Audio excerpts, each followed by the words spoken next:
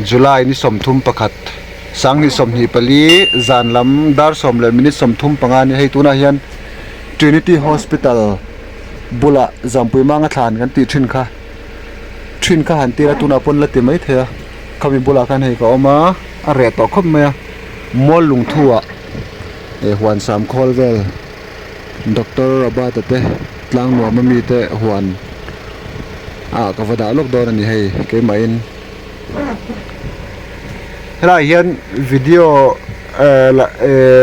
vlog pa dona camera dan ang chi kha om se chu tian kan danga tian a record pa char the mai turan ya thei don si lawa full in kong tuan hian record thei don lawa ni ti hian a re ve to khop mai a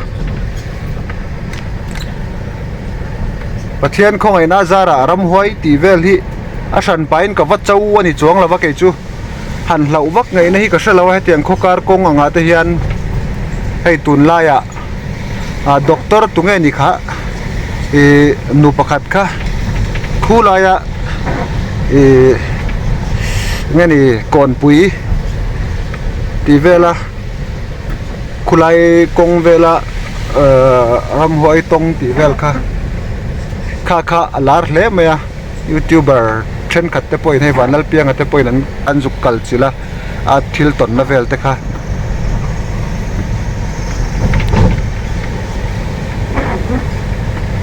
chuan hei ke zan thima tian kan tlan ani a hlo vak ngai na po ka hlo ke chu mel riat kaluta tuna hian dar somle minute somli pakwa ani katlan chak lawa tlan chak lo sim sima mong chang in katlan phe ni hei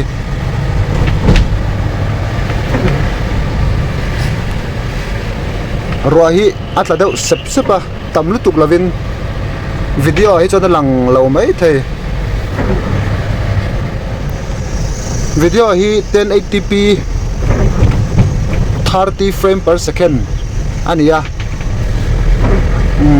alang smooth zai turang khanin ka seta hei stabilizer po hi a thok thave vio chon ka sia tuna camera ka man hi ena shom lo tura ka ngai astan kha ni china ka soyang khanin astan chu om sela chuanin hemi a windshield a hian da thalanga hianin da mai langin kong tuan point record thei dona ma se tian ka kut pakhatin ka keng box ya motor tlem lai kong thol line tian ka ron record a lekina kong sia tak tak pe chon kut pahnia khalanga yanga video hi record vek thei don lawa soyang khanin ka kalna tur hi mol lung thu atanga khum tung lam kong pai khai ro tan ti mi khamia khan tuirial konga khan ka tlan thlanga tuirial ju khleng thasi lo khanin dinglama ka peng leanga ti chuan chuta chuan tlan thlazelin huan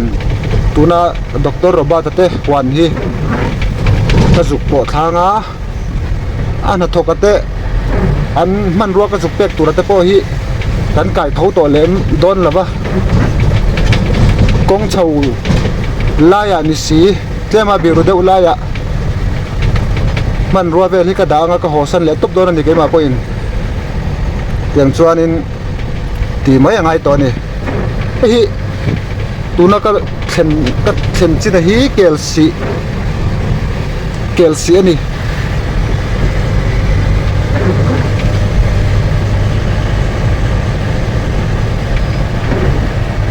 zanlam chu motor jam khop mai chuna po ani thau helami chu chuti mm in tam overload sap trong te kan mangle mai thina overload han tiang chi te over han tiang chi te mizo trong man tam man war ya thatwal rolin chen ka tai chon in na lo thei lo ve bok adi kan lo mang thang ve to bok sia over ti te kan mangle aten tlang lon ve ni poni sen sa thiam tlang zel meang ei mariak te in mariak ti hi dik zok tura ka ngaya riang vai kan soi na ang chi ka riang nge kan ti riang te in an ti nge riak riak mariak ten an ti nge ni po ni se mariak te in ti bang me nga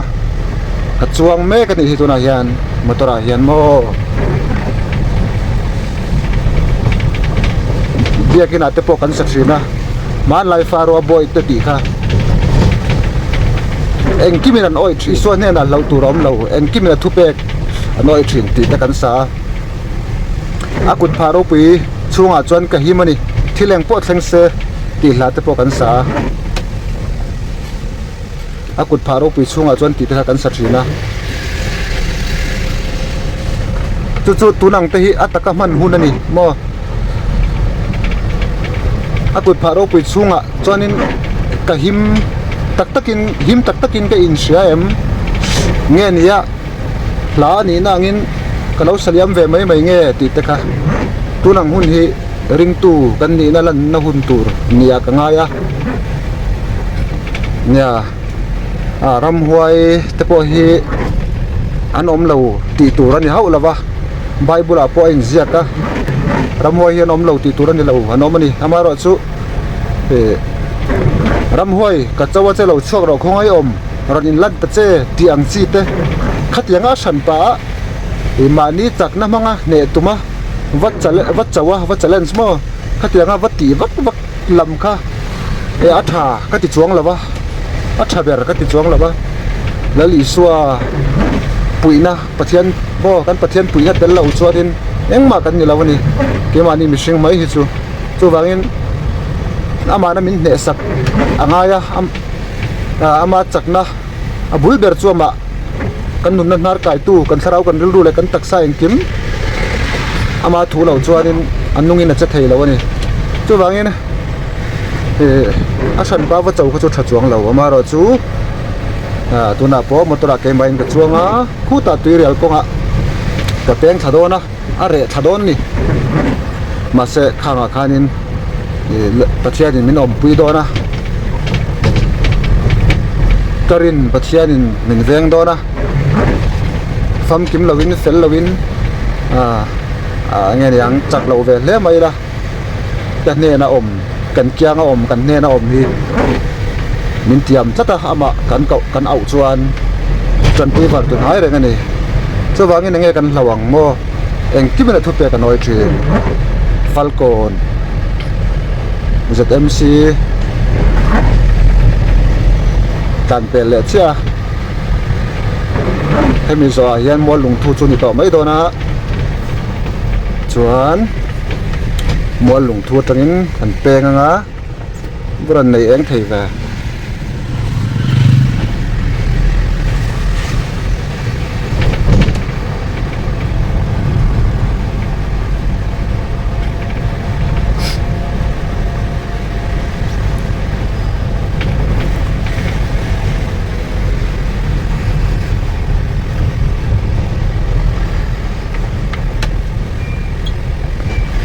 motor ka khal thiam dan hi tlem han ser pa chu ka duwa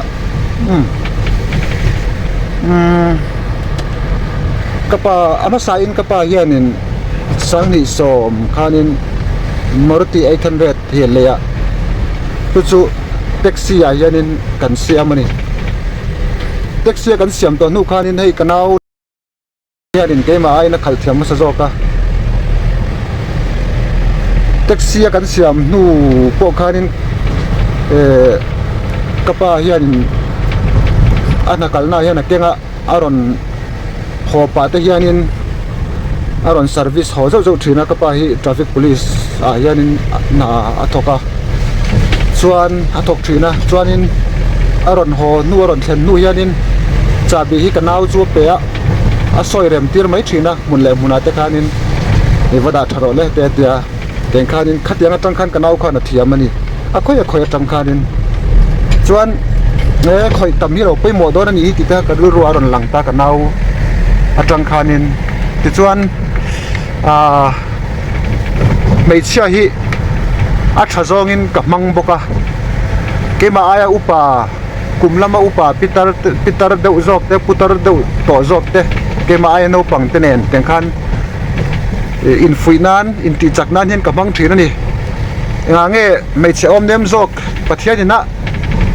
mipa aya om nem zawk a siam te po ina an khal thiam chuanin enga nge kei pathian zara kut te kimin ka pianga engma har satna ril ru lama la ni se pathian zara kan nei lawa mipa ngai taka pathian in siama enga nge mi pon an thiam chuan ke aya chak lo zawk pitar to te thafri nga to lo zawk mit le kut le ke thleng poin rang to lo zawk te po ina an khal thei chuanin kapi te kapu rol te pon an khal thei chuan ke ma ai no pang te tle rol te pon an thiama me pa in enga ai ka thiam lo bi kang ti hi ka ril ruwa ka da thira ni chuan ke ma ka in ti chaka ka in fui thina motor hi thiam taka ka khal thei ma chu ke ma ai om nem zok me che khala pe chon ka chuang lawang hi ka ti thina ni chutiang khop chon me chia ka wak mu sitna lampang ani lawa ta sai chu in se thiamin ka ring vadiria ma wa mu sitna ngor khani lawa wa mu sitna lam rong kai khamo khatianga lo ngai tur khani lawa thir tu te point karil ru po chutiang lam chu ni lawa ni an mani kha in fuinan ka mangani chu ani na tak pon ya om nem jok ten lo ni ya tiang chuan bike te kan khal thiama first gear second gear third gear fourth gear 5 thlengin mo bike a chon 6 te lo ma tlang puin tiang khan kong chawa mi kan phurin lot kan lakin mani chau kan ni lovin gear engza ta tlan tur nge ti te chhuat tan tira tlan dan tur te kong ngi la te kong chuka te ka tiang khan engkim a gear system kha bike ka lo man to a ma se motor chu kutin tian kan her angai to don hai steering hi hian her angai to nga a gear thak dan po bike ai na lo dang lam to kuta soi te nga ya accelerator he atlan na vroom vroom ati na hi hengte hi ke ra anga ya ara tur pathum ma brake nen clutch nen gear kan thak don na pe kan ra thin nen hian chu tiang chu ni to wangin lo kwal du to se ke pali lo nei to box ya kha ber kha bike ne na dang lam na chun ya abak zong kha chu gear vel kha chu kaman to asayang khan chu zan ka mutna te hianin kong chholak lo dewa te hianin ding taila a brake tlo angai don box si a clutch kha tlo tlumangai don box si tlan chhuale don a khana brake tha pa in a clutch kha tha angai don box si accelerator vroom vroom mati na kha a to kal na kha juk tlo le ngai don box ya kha lir thei kha ti thimi alavin buai mi alavin engtin nge ka tlan chhuale theng ti te kha zan ka mutna te hian ka ngai to neu thina YouTube pa te hian ke entry ani sa phau tutorial khatiang lampang mian zirtirna video mizo siam te sap siam te ka entry ani chuan ka en nuwa khan karil ro a hetia en ringot ai chuanin a khoi tamangai don ni ka tia chuan ka pa 800 lei chu tiang khanin kan khoi kanawina an soi tha kha tum kha chu khoi kha ka dil ve khemo kalo ti ve chin te ang ka tia chuanin kan kom thlang kan in bul atanga kan veng YM hall kot hi kilometer chan ve ai na toy sat mai thei chutiang vel chunia chu ka vai khat khalna khan ka khal thei ngal tok mai ni ma se a in tran le lam kha chu kanaw kha ka ti tira khang em ka chu vai khat khalna chon ka hu phur ve a khatiang khanin ka thiam ve top mai ni tian huna local zela sang ni le som pariat kum top lampang khanin hei tunlai palar tak mai uzai chhon hlon do zoram thar au te hi hei kan in mel hriata ta chuan a toy zong in kan sei mai anga lung le a hian kan zin tumin kan holama puzaya hianin bolero Power Plus SLX hin ya amja 01P sangni som pasari model ni in ka sia kha OP motor hi ikhal to ngai mi khal nga me mi khal them te khamin tiamin zot te lol me khal chu kala khal ngai meu lawa mara chu thailo tur thiam lo tur om dore mani le chukatia ka changa tiang chuanin kala khal ngal chuang lawa chu ta po chona nuwa ka tikhan kanin zui ta ka chuanin ril ro tong trai na nen lalpa hi ka rong bol pui te hi ka tho pui te hi an upato hlom sia an ha thei siam thu soi te ka kan thiam ve lawa mi ma thu soi chi te kalau ni lo bok nen motor khal tal te hi ka chok thei na turin motor khal thiam na te hi ka wa du em ka wa mo em te ka ti thina ril ro hen ka tong trai ka du na le ka mo na kan mo na te pathianin a hria tiang chuan min changa hei zanin thlang hian ti hianin kan an khal tho ve ta chu ni ya amaro chu pujai chhona te hi kumin sangni somni pali tang hianin ka toy om talawa tiang khanin amaro chu moral support ril ro lampang chuanin kala pereng thoni ril ruwa han thop nang chi kama ole kha kan ti tuili tuka mo lung thu atanga tui real peng hei pai khai rot an tin ka sia sership te ko kal theina khan ya chu hei ka tlan lut to a khida khan lan vek kamo video ken kan tlan thazelanga chuan tui real chu thleng thalavin kong ding lampanga hian peng a omanga chumi peng chu karon tilang le don ania ole hei peng chu ka thleng thla ka kal la tur peng ka voi ni kal na chawnia driver chuan an voi khat kal na hi an thetlang pui thin an tia nia motor khal tu hi chuanin kan lo hredu deuh te pawh ni nge ka hai lo mai hei ka hai pal kha ka hlau khop mai som pakhat le minute som thum pathum ania tuna soyang khan katlan chaklu tuk lo ni nichina kat lawa in lo en tlon ani chuanin nichin pokhanin darzat karon soi kha tuna phezo zo signal light ka pek wangania signal light so ale an tlan thazelang o ka hol lampang chu video ko record to lem lawanga khan kal lampang tlang puin karon ti to thawa chuan hami peng kan suk thla hi toite kan la thazeu zewang o ale kal le donang o motor an her nungila eng ro se eng le ta war mai kan suk thlang ai zo la let tur ta kan sia reili tuk lovin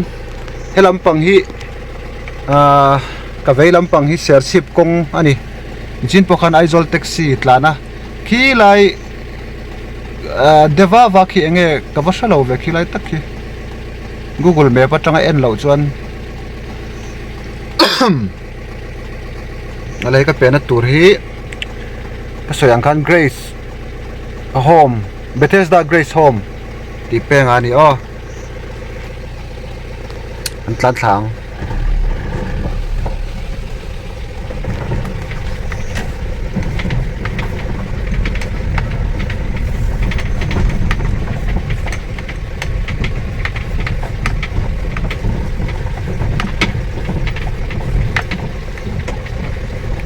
công sự thả lem lầu khóc mấy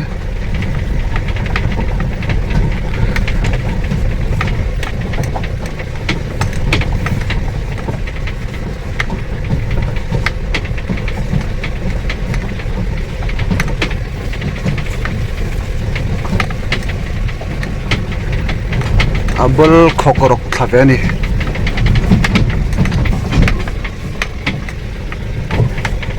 camera hi lo chada ule kan i point min lo sathiam sam don ni o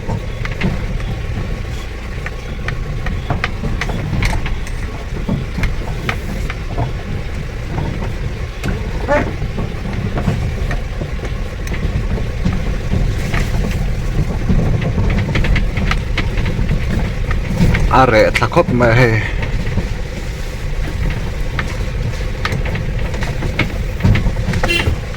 kong diak nalpur te om em long chuma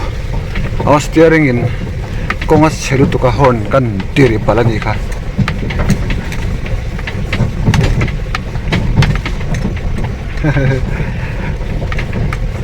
stabilizer kan timaya stabilization stabilize adik thau tura chan ngai la khami kha hei a camera hianin a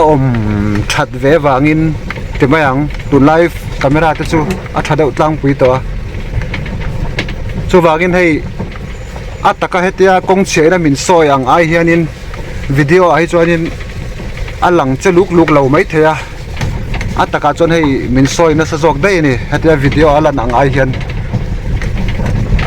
hei aron chat ve deuh hi mo camera po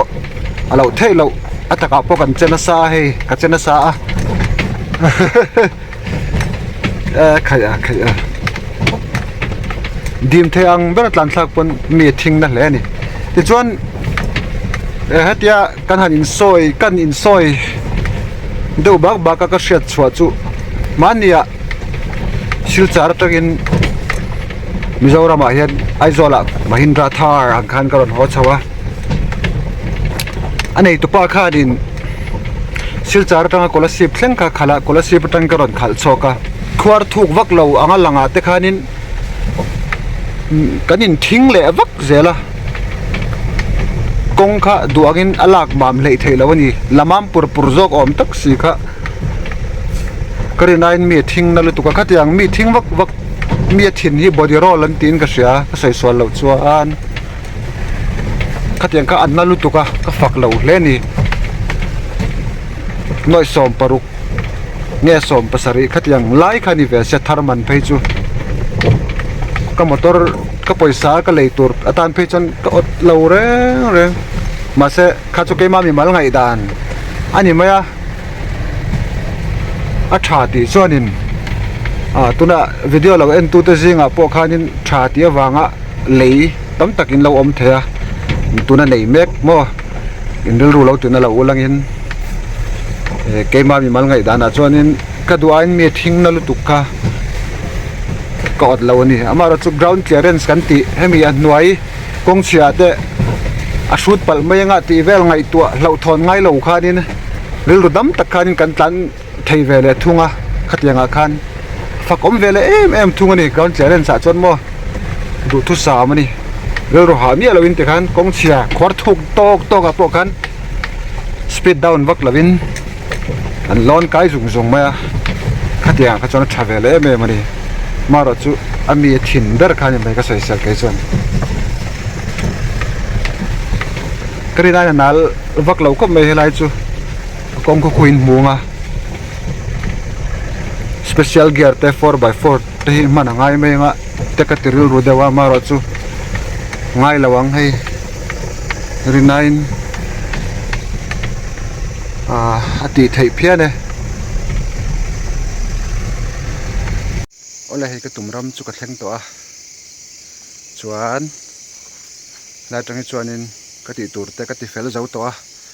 ai zol lampanin ka hole ngal mai don ani tuna hian dar som pani che ni minute khat pona pel lawa som pani che ni o hole na lang hei thim box ya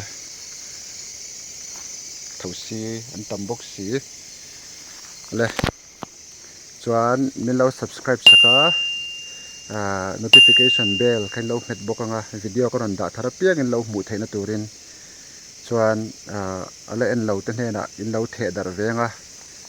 share an ti khamo chuan like te khami lo pek sakanga subscribe den khan kan som mol cheu ni e kolome zawain bye bye veku